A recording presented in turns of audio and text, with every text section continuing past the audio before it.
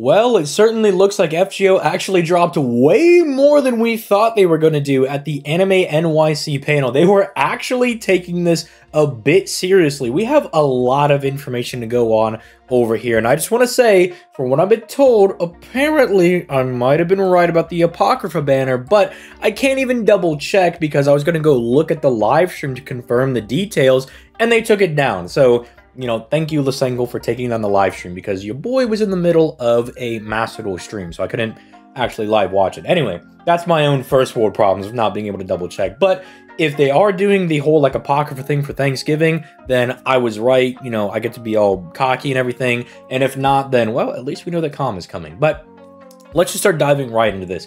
First and foremost, we have Tugunska Sanctuary coming up, which we did know this was going to be arriving towards like the end of the year. What should happen is we should ride out the rest of this event, then we should get the rerun for Christmas, and then that kind of gives us a new lotto and everything, and then we go to Tugunska Sanctuary into New Year's because they reveal the new Koyanskaya, you fight her, you beat her, blah blah blah, and then you get to summon for her like immediately after. That's how it should work out.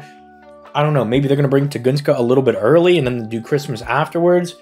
Not really sure, but regardless, it's coming soon. They gave us the trailer for it. It's okay. It's an alright event. I'll say that after learning a lot more about Koyanskaya, I think it's a little bit whack, but if you're more of the lore heads, maybe you guys will like it. Maybe you can give her a little bit of a pass, but I don't know. I think it's a little strange. It's strange to be sure, but not a bad read. I mean, it's Fate. It's always going to be like pretty good, but you know, brings new servants. It's going to bring Tai Gong, it's going to bring Nikki and all those people, so it's fun enough, and there's raids, so not that bad. We can look forward to that officially coming out. The Thanksgiving banner, again, like I was saying, it's allegedly the Apocrypha banner. Apparently, they're just going to move this into Thanksgiving, which is something that I thought did sound pretty logical, like that made a lot of sense. We got 4 limited units on here, and they just have to tack on 1 random person, and oh, look at that, looks like they're tacking on Kama, but again, I can't, like, actually double confirm it because nobody like took screenshots of it from what I was able to see, and like nobody else recorded it. So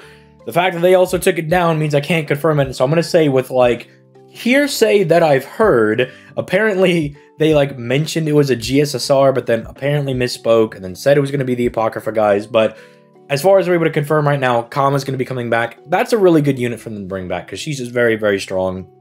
Pretty much the only like real assassin that we have as a single target. Not to say that, you know, Hassan and the others aren't good, but it's just like Kama's so good that by comparison, are you guys even real? You know what I'm saying? Like, she's just kind of disgusting. I mean, I'm even using her right now to do like a 1-turn on JP for the new King Protea, like 1 million free quest, and she's getting really close. At NP1, I do not have my own Oberon or Ruler Scotty, and we're getting dangerously close to being able to do that. Like, this unit is insane, right? Like, even like in improper setups, she can nearly do like the 1 mil turn. Crazy. I absolutely love her. If you're going to be summoning on the Thanksgiving banner for Kama, I 100%, like, I get it. She is insane.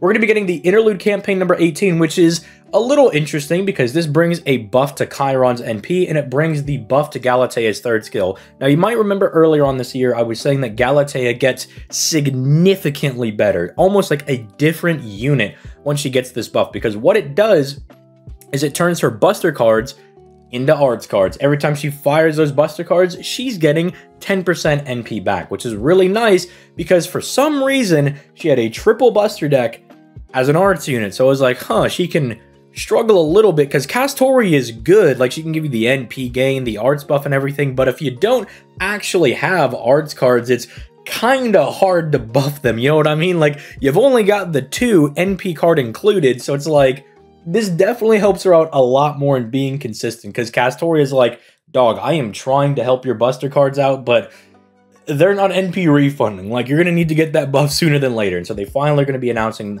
that she's going to be getting this. So that's going to be very good. She'll be a lot better. As someone that uses Galatea on JP, when she got this buff, it was night and day. She just feels way better to use. She feels very, very strong. Now, Chiron, on the other hand, I know not a lot of people are going to use him, but he does get a strong power mod. As you can see, he's going to get this Earth Attribute power mod over here, as well as some buff damage. So if you are one of those people that does like to use him, whether it's going to be as kind of like a pseudo support, because you know, he does have like good crit buff and he can give the Omni card buff to people, right? You can either have him be a DPS or kind of be like a pseudo support guy. He's still good enough, and even as like a pseudo support, he's still like removing enemy defensive buffs, so you can fire his NP first and then have your main DPS fire, right? And then it removes like invincibility or dodges or stuff like that. You know, he could still fill that role a lot nicer. And then now it's like whether he's the DPS, he's going to be doing way more damage against Earth people, or, you know, slightly more damage while he's kind of being a utility guy. So whether or not you're going to use him for support or DPS, he'll still be a lot better. Like, I think this one will go a little under the radar, I guess, but I don't know. I think it's good. I think it's a very solid buff for the boy. Then we have the Advent Calendar, which I pulled up last year's Advent Calendar. This is just kind of like a login bonus during the month of December. If you don't know what an Advent Calendar is, and this is like your first time, and for some reason you have no idea what these are, basically, you know, leading up to Christmas, you like open like a little door thing every single day, and you get a gift IRL, right? That's like a thing people will do in their houses. So FGO did one for their game. So every day you log in, you get like a little nifty bonus, right? And here's like the total amount of stuff we were able to get from that. So like 30 cent quartz, some tickets, QP, apples, all this stuff is just very nice. Just make sure you're logging into the game. And I'm not only telling you guys that, I'm telling that to myself because I don't really play on the weekends, I'm not gonna lie. So, you know, make sure you're logging in during the month of December to make sure you get all those nice little rewards. Then finally, we have the rerun that has been announced, which this is, I don't know if it's technically like a rerun or something along those lines, because I mean, we get a new like free-to-play servant for it, but I call it a rerun because it's not like super different or anything, right? Like, I'm sorry if someone in the comments is like clickety-clackety and going like, oh man, it's not a rerun event or anything, but it's like, well, I don't know, it just doesn't really feel all that different. And like, I like the Caster Martha that we get over here, but it's just like a lottery, right? Like, I don't think anybody really cares. You're just gonna be farming lotteries, farming all your good materials and everything, and it's gonna be super nice. But yeah, this is pretty nice. I like that they went ahead and just announced everything, even if these are things that we were expecting that we were gonna be getting. Like Thanksgiving, we've been looking forward to this for a long time. We knew this was gonna come towards the end of the year, and then obviously we knew this was going to be hitting our way because we're getting close to Christmas. So that's nice, but you know, it's nice that they're still gonna do like the Advent Calendar thing, bringing the interlude campaign. We have a nice definitive date on that. They're gonna be bringing this in the next 5 days, I believe.